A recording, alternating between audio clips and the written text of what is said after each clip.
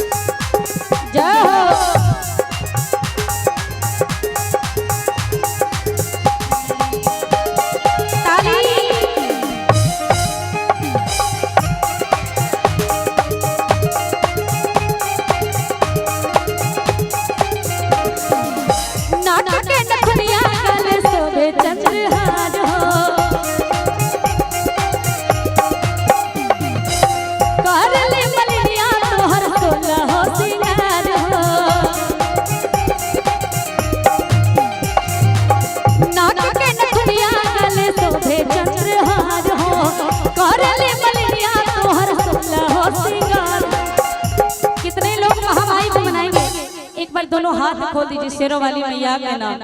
किनको किनको मैया ने दो हाथ दिए, दोनों हाथ ऊपर। भैया आप लोग भी सिर्फ चैनल वाले छोड़ के बाकी सारे हाथ उठाइएगा और एक साथ ताली बजेंगे। कैसे? सब कहते हैं सुकुमार मैया सुन रे, सब कहते हैं सुकुमार हमार मैया सुन रे।